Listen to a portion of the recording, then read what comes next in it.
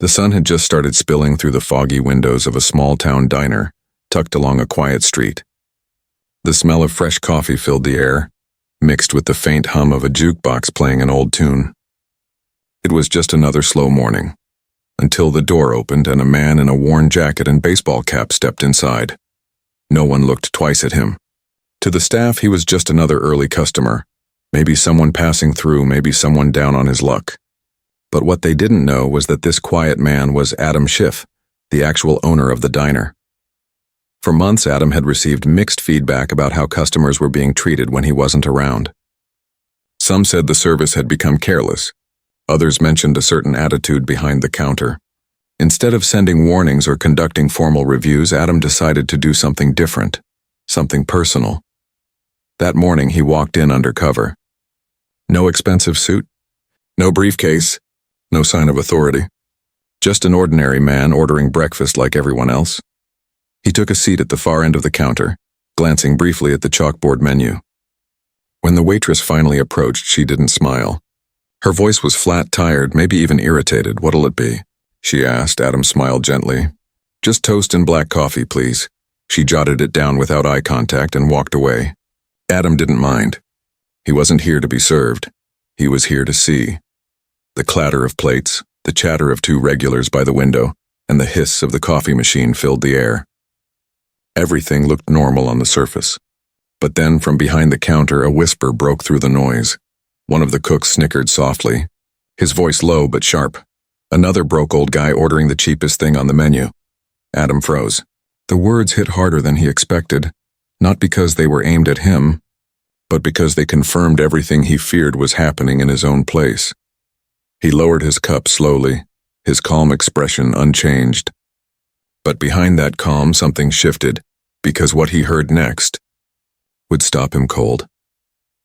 Adam Schiff sat quietly at the far end of the counter, his hands wrapped around the warm mug of coffee.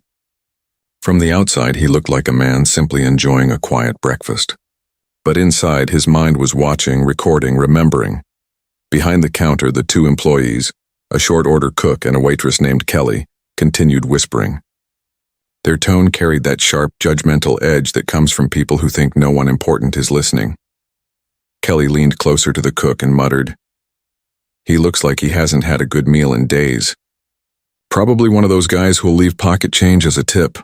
The cook chuckled, flipping a pancake lazily. "Yeah, he ordered toast and coffee. Probably can't afford anything else." Adam didn't flinch. He simply stirred his coffee, pretending to read a folded newspaper someone had left behind. Every word they said painted a clearer picture, not just of bad manners, but of something deeper. A culture of arrogance that had taken root in his diner. A young busboy passed by carrying plates. Adam caught his eye for a moment and smiled. The boy looked nervous, almost as if he recognized him, but said nothing. Meanwhile, at the other end of the diner, a man in a business suit walked in. The moment he entered, Kelly's tone changed completely. Her fake smile appeared instantly. "Good morning, sir. Table or counter today?" she asked sweetly. Adam watched as the suited man sat just 3 seats away from him. His order came out faster, hotter, and with an extra slice of toast. She even refilled his coffee twice before remembering Adam hadn't been served his yet. Adam's toast arrived at last, dry, slightly burnt, and dropped onto the counter without a word. No butter, no napkin, no courtesy. He looked down at the plate, then up at the waitress who was already laughing at something the cook said. He smiled to himself. So this is how it feels when you're invisible, he thought. He took a slow bite, feeling the bitterness of the coffee and the sting of the whisper behind him. But instead of anger, a strange calm filled him. This was exactly what he came to see, the truth unfiltered. The young busboy returned, wiping a nearby table. Adam leaned toward him slightly. "Busy morning?" he asked softly. The boy nodded. "Always like this on Fridays, sir." Then, almost hesitantly, he added, "Sorry if the service has been, slow. Some folks don't always treat everyone the same." Adam gave him a knowing look. "That's something I've noticed too." The boy hesitated as if wanting to say more, but before he could, Kelly's sharp voice called from across the counter. "Hey, stop chatting and clean up table 4. The boy hurried off, shoulders tense. Adam sighed quietly. At that moment, the businessman in the suit spoke up. "Excuse me, miss. Can I get another refill, please?" Kelly nearly sprinted over, flashing a smile. Of course, sir. Adam watched the entire performance unfold like a scene from a play he'd already seen too many times. He could almost hear the words echoing in his head. Respect for the rich. Dismissal for the rest. He looked around the diner, the walls lined with old photographs of better times, smiling customers, proud opening day celebrations. He had built this place with one goal, to give people dignity with their meal no matter who they were. Somewhere along the line, that message had been lost. As he finished his toast, a group of high school kids walked in. Noisy, cheerful, full of energy. Kelly rolled her eyes. Here we go again, she muttered under her breath. Adam caught it. So did the busboy, but once again no one said a word. The cook mumbled, "Teenagers never tip. Watch how they'll leave crumbs all over." Adam's patience was tested, but he kept his calm. Every word was a note in the silent report he was writing in his head, a report that would soon be read out loud. He looked around the diner one more time. From where he sat, the place still looked warm and welcoming to a stranger passing by the window, but to those inside, especially those judged by how they looked, it had turned cold. He placed a crisp $20 bill under his half-eaten toast, far more than the bill deserved. Then he took a deep breath and stood up slowly, preparing to see how far the attitude would go. But before he could speak, another whisper reached his ears, this time softer, crueler, and colder. Why do people like him even bother coming in here? That was the line that cut through him. Not anger, disappointment. Deep, quiet disappointment. He turned slightly toward the counter, his eyes calm but steady. The moment was coming when the truth would have to surface.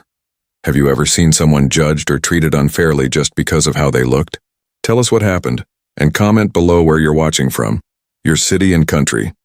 Adam sat back down, finishing his coffee in silence because the next move was his. The minutes passed slowly, the hum of the diner growing heavier with every clatter of dishes. Adam Schiff sat quietly, his plate nearly untouched. The chatter around him was normal for a busy morning, except for the sharp undercurrent of judgment that hung in the air.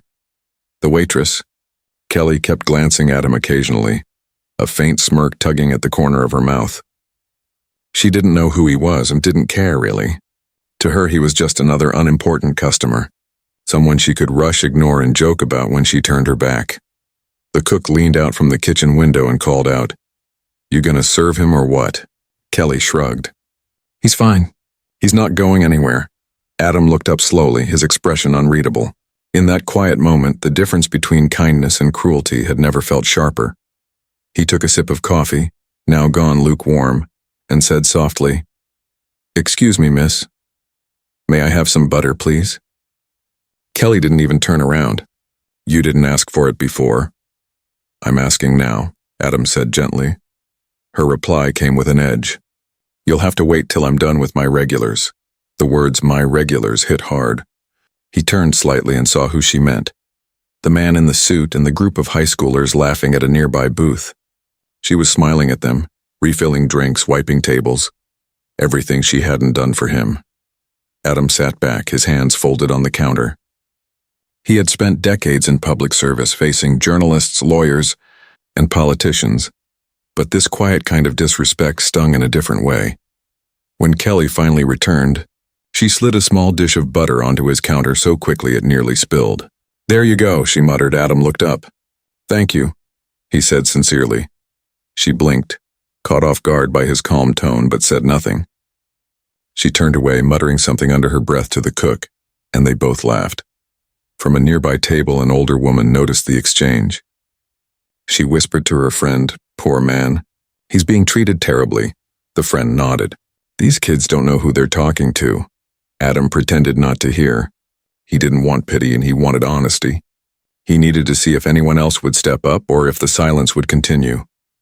Moments later, the busboy approached quietly with a clean napkin and a fresh cup of coffee. "Sir," he said softly, "I thought you might want a refill." Adam smiled. "Thank you. That's very kind." The boy nodded nervously. "Not everyone here talks like that, sir. I just wanted you to know." Adam's eyes softened. "I know," he said. "And I appreciate it." Before they could say more, Kelly's voice snapped across the diner. "Hey, less chatting, more cleaning." The boy hurried away again, but Adam's gaze followed him. He could see the discomfort, the fear of doing the right thing when the wrong people were in charge. A few minutes later, a family walked in. A mother, father, and 2 little kids. They took a seat near Adam. Kelly's attitude instantly flipped again. Her voice brightened, her smile returned. "Good morning." "Welcome to the diner. Can I get you folks started with some orange juice?" Adam quietly observed. Every word, every fake smile was teaching him more than any formal inspection ever could. When she passed him again, he spoke up gently. "You've got a nice place here," he said. She didn't even look at him. "Yeah, thanks."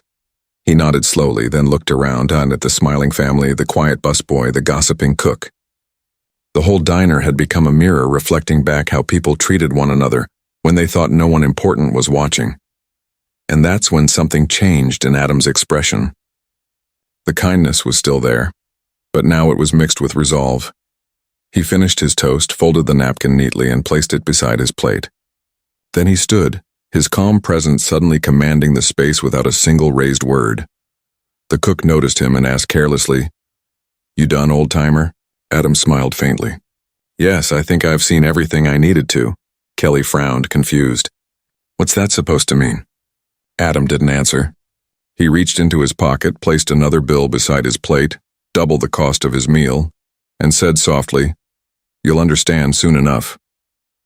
He turned to leave, but paused just before the door. The busboy stood near the counter, eyes wide, realizing something important was happening. Adam met his gaze and said quietly, "Keep being kind. It matters more than you know." And then he stepped outside into the crisp morning air, the bell above the door jingling softly behind him. Inside, Kelly rolled her eyes and muttered, "Weird old man." The cook laughed. "Yeah, he'll probably never come back. If you were in Adam's place, would you speak up or stay silent to see how far they'd go? Tell us in the comments, what would you do?" Outside, Adam stood by the diner window for a moment, watching the people inside who still didn't realize the truth. Because the next time he walked through those doors, they'd see who he really was. The bell above the diner door jingled again as another wave of customers entered. Adam Schiff had only stepped outside for a brief moment to gather his thoughts. But now he quietly walked back in, taking his seat at the same counter as before. This time, something about him felt different.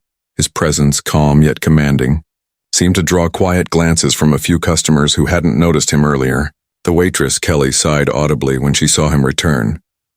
"Oh, you again," she muttered under her breath. "Didn't think you'd still be hanging around." Adam smiled faintly. "I didn't think so either," he replied gently. "But I realized I wasn't quite finished observing." Kelly gave him a strange look. "Observing what?" Adam didn't answer. He simply motioned for another coffee. Kelly rolled her eyes and grabbed the pot. Meanwhile, the diner had grown busier. The morning crowd had shifted from sleepy locals to office workers and travelers, people with phones, tablets, and restless energy. Conversations bounced off the walls, the smell of frying bacon thick in the air. The young busboy noticed Adam's return. He hesitated, then came closer. "Sir, I thought you left." Adam nodded. "I did. But sometimes you have to step back inside to finish what you started." The boy looked at him curiously. He wanted to ask more, but Kelly's sharp tone interrupted again. "Hey, stop hovering around him and take care of table 6. The boy sighed and walked off. Adam turned his eyes toward the kitchen window. The cook was now laughing with another employee who'd come in for the late shift. Their conversation drifted through the air, careless words about customers, tips, and who looked worth serving. It was almost surreal. In this small-town diner, a place built on Adam's belief in fairness and dignity, people were being ranked, silently, cruelly, and based on appearances. Then, from a booth near the window, a whisper caught his attention. "Wait a second. Isn't that Adam Schiff?" The voice belonged to an older man in a gray cap flipping through his phone. His wife leaned in. "Who?" "The senator," he said quietly. "I think that's him. I saw him on TV last month. Looks just like him." The woman turned to look, squinting slightly. "Oh my God, I think you're right." Within seconds, the whisper spread. A few heads turned subtly. The high school kids who had come earlier looked up from their milkshakes. The businessman from before nearly dropped his fork. Kelly noticed the shift in atmosphere and frowned. What's everyone staring at? She asked. The older man finally spoke up, his voice trembling slightly with realization. Miss, do you know who that is sitting at your counter? Kelly's brow furrowed. No, and I don't care. That's Adam Schiff, the man interrupted. The owner of this diner. The entire room fell silent. Even the clatter of dishes seemed to stop. Kelly froze mid-step, the coffee pot still in her hand. The cook peered out through the kitchen window, disbelief written all over his face. Adam didn't move. He just gave a small, polite smile. Please, he said calmly. Don't make a scene, Kelly stammered, her voice shaking now. You're the owner? Adam nodded slowly. Yes, I opened this diner 10 years ago. Built it with people who believed in honesty, kindness, and respect. For every customer who walks in. The young busboy stood frozen by the corner, his mouth slightly open. He had suspected it all along, but hearing it confirmed still made his heart pound. Kelly's face went pale. Sir, I didn't know. I mean, if I'd realized, Adam gently raised a hand. That's exactly the problem. The businessman cleared his throat awkwardly. I had no idea either. Wow. The cook wiped his hands nervously on his apron and stepped forward. Mr. Schiff, sir, if we'd known you were coming, Adam interrupted quietly. You would have treated me differently. That's what I came to see. He let the words hang in the air for a long, silent moment. Everyone in the diner felt them, not as an accusation, but as truth. Kelly looked down, tears threatening at the corners of her eyes. Sir, I didn't mean to be rude. Adam sighed softly. I know you didn't think. You spoke the way too many people do when they believe no one important is watching. The busboy stepped closer, his voice barely above a whisper. Sir, I tried to be kind. Adam smiled warmly at him. And you were. You reminded me why I opened this place. No one dared move.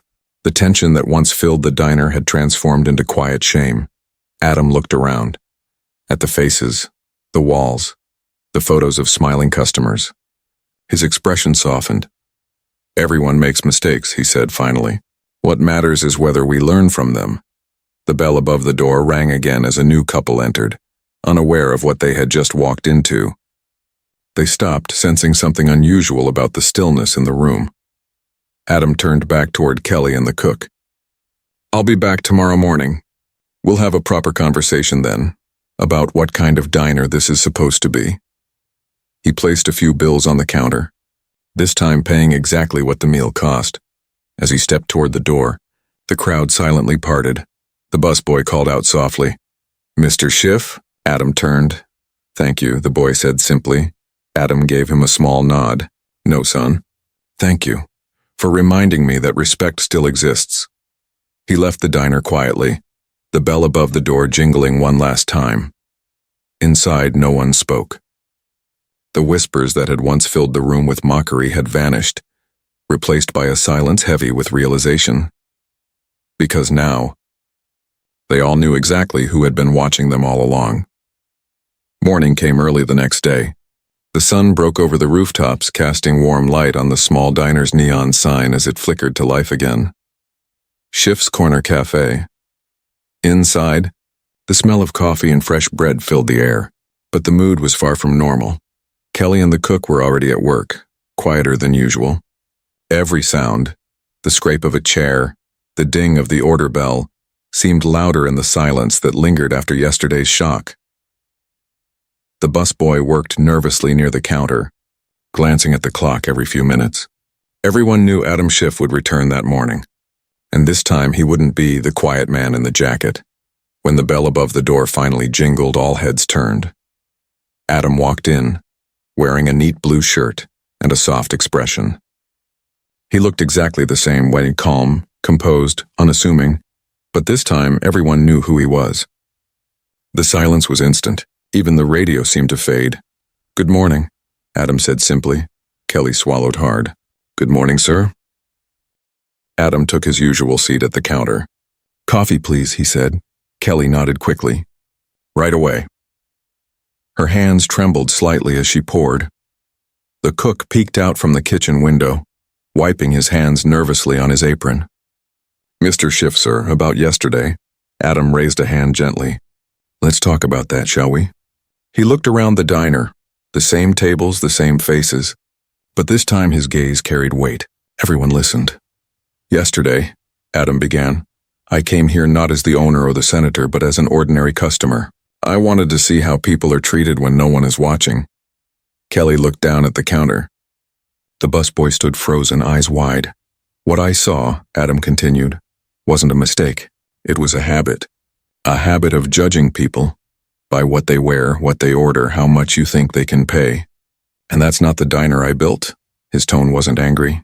It was calm, firm, the kind of voice that carried truth instead of volume. When I opened Schiff's Corner Cafe 10 years ago, he went on, I wanted it to be a place where everyone, rich or poor, young or old, could feel respected. A place where kindness wasn't optional. He took a slow sip of coffee before continuing. But somewhere along the way, that message got lost. Kelly's voice broke softly. Sir, I didn't mean to disrespect you. I was having a rough morning and Adam interrupted gently. I understand bad days, but bad days don't excuse bad behavior. Because when we're tired or stressed or frustrated, that's when our true character shows. The cook stepped forward, eyes downcast. Mr. Schiff, I'm sorry too. We didn't realize how we sounded. We were joking, not thinking. Exactly, Adam said quietly. You weren't thinking, but someone else was listening. That young man, he pointed toward the busboy, treated me with kindness when you didn't have the time or interest to. The busboy blushed. Looking at the floor, Adam continued. It doesn't cost a single dollar to treat someone with respect.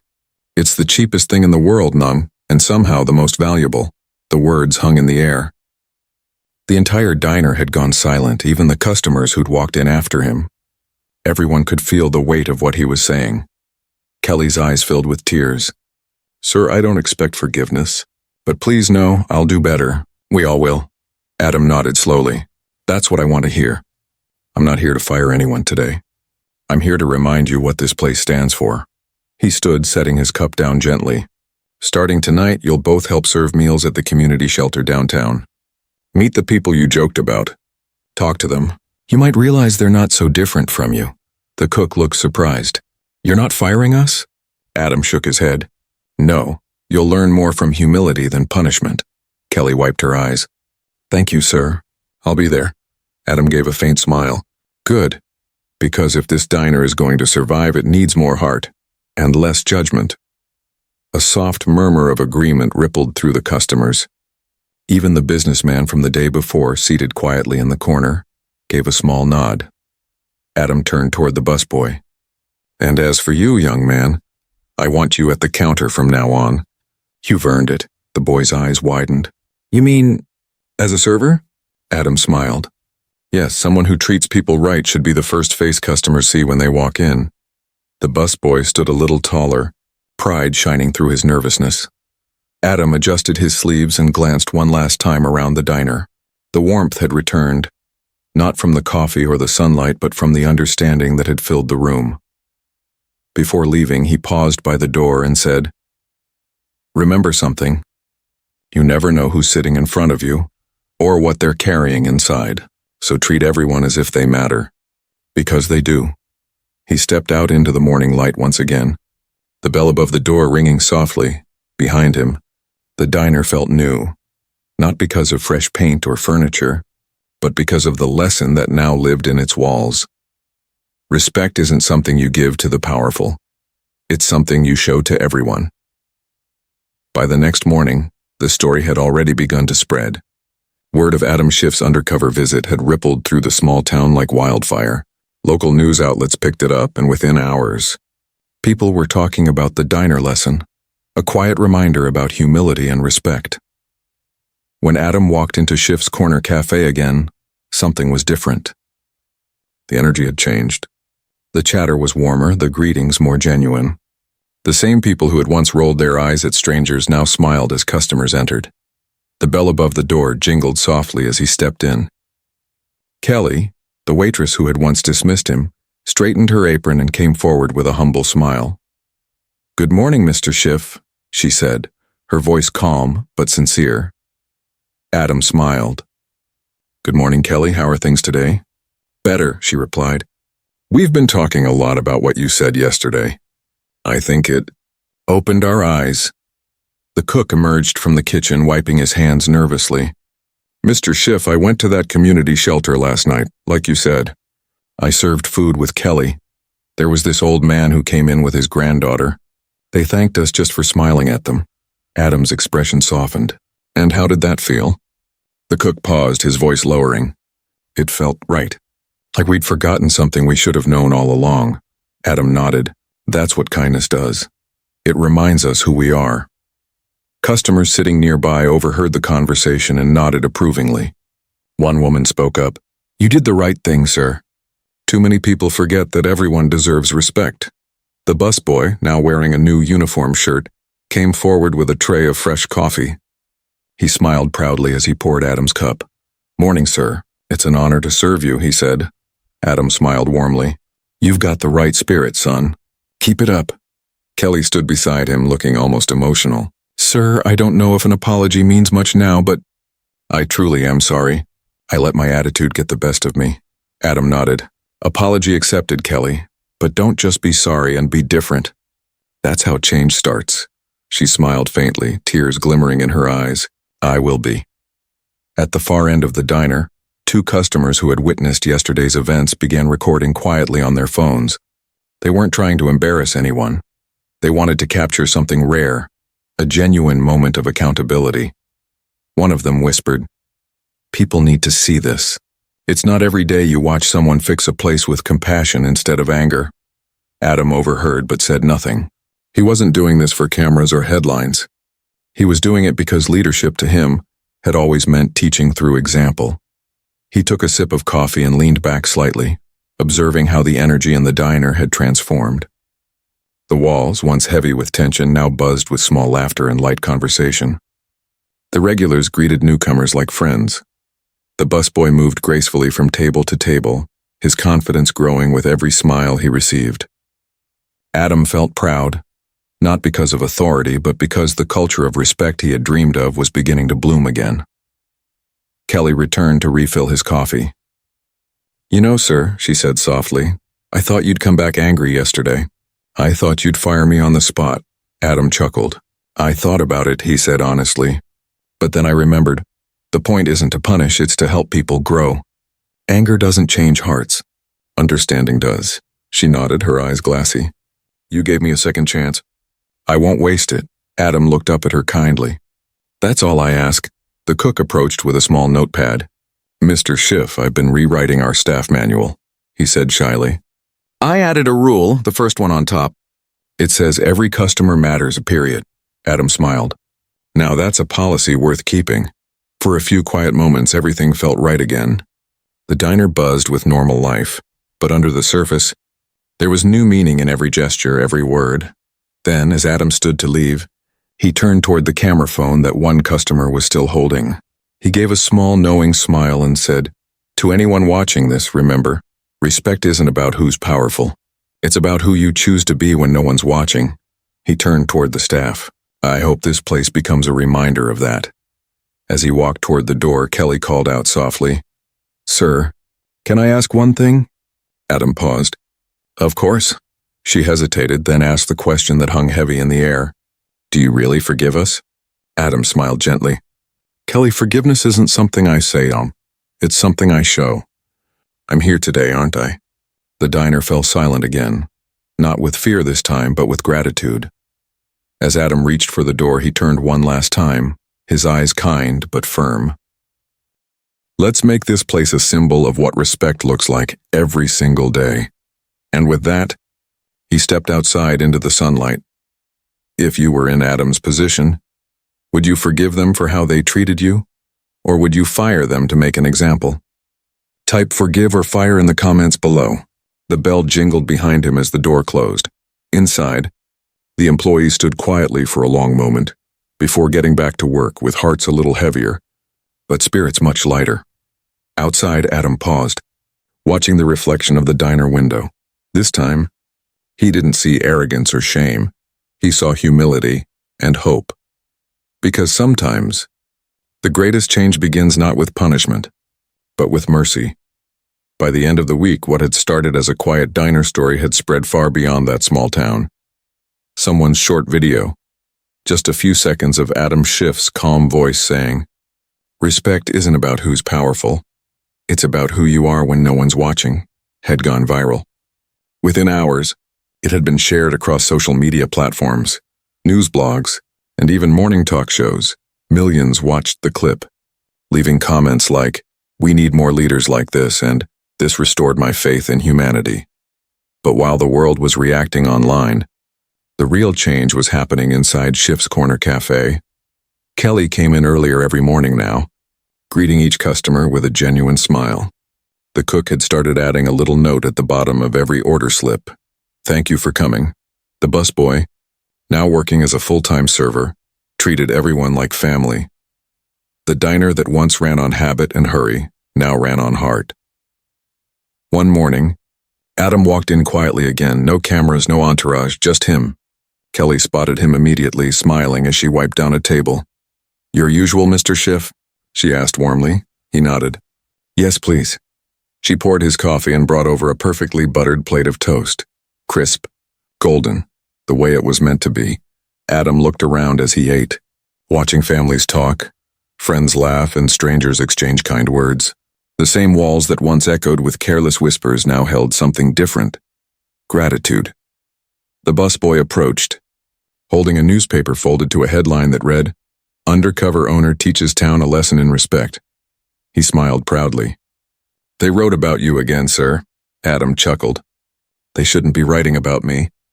They should be writing about you and all of you." Kelly smiled softly. "Maybe they will."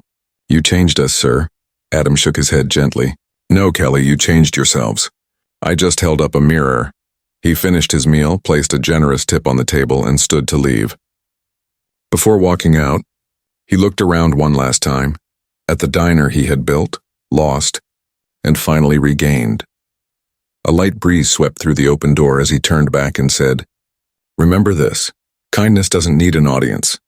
The moment you choose respect, you've already done something powerful." The staff and customers watched him go, their hearts full. Later that afternoon, a news anchor on TV summarized the story in one line that captured it perfectly. He didn't raise his voice. He didn't fire anyone. He simply reminded everyone that dignity is not a privilege. It's a right. Back at home, Adam sat by the window, watching the evening light fade across the sky. His phone buzzed with hundreds of messages, journalists, supporters, even strangers thanking him for what he'd done. But he didn't reply. He didn't need to. He knew the real victory wasn't in headlines or views. It was in the quiet change that lived inside that diner, and maybe in the hearts of a few people watching the story online who would think twice the next time they judged someone too quickly. He took a slow sip of tea, smiled, and whispered to himself, "True strength doesn't come from power. It comes from humility." If you believe no one should ever be judged by appearance, type respect in the comments and subscribe for more powerful, true-to-life stories like this.